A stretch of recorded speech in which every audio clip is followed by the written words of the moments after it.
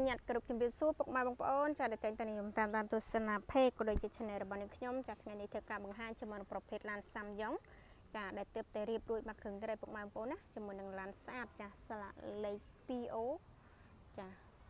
3713ចាឡានមកស្អាតតែម្ដងឆ្នាំក៏រៀងសំរុំចាឆ្នាំ01ពុកម៉ែបងប្អូនណាមកគ្រឿងនេះឆ្នាំ01 15កៅអី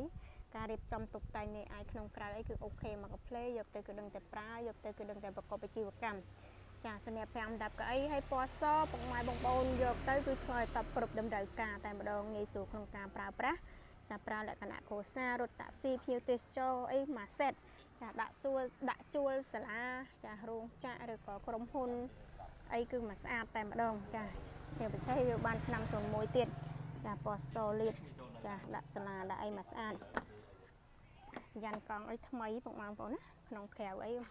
មកកាផ្លេគឺមិនឲ្យទាស់ចិត្តទេជាមួយនឹងសូមដៃចកោតកម្រាស់តាប់ឡូអីរួចចា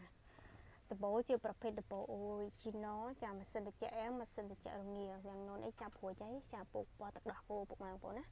ចាប្រអប់លេខស្អាតអត់មានបញ្ហារឿងច្រើនលេខទេចាសំខាន់ម៉ាស៊ីនលេឡានស្អាតចាម៉ាស៊ីនលេឡានស្ងាត់ណាស្មូតគ្រប់ស្មូតល្អចាម៉ាស៊ីនស្អាតចាប្រអប់លេខអត់មានបញ្ហារឿងច្រើនលេខចាម៉ាស៊ីនត្រជាក់ម៉ាស៊ីនត្រជាក់រងាចាតាក់ទងជាមួយនឹងសាច់ដៃទឹកថ្នាំអីមកស្អាតបងប្អូនណា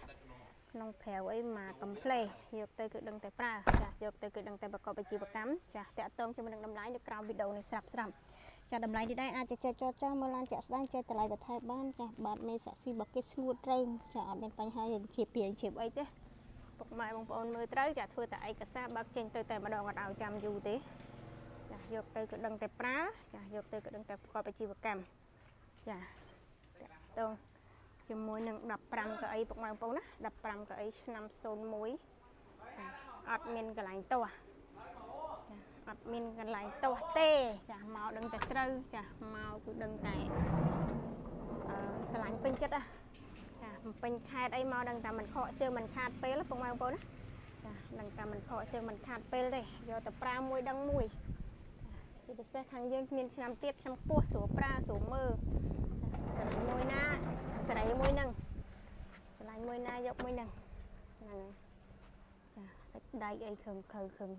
តុបតែងនៃអាយអីមកស្អាត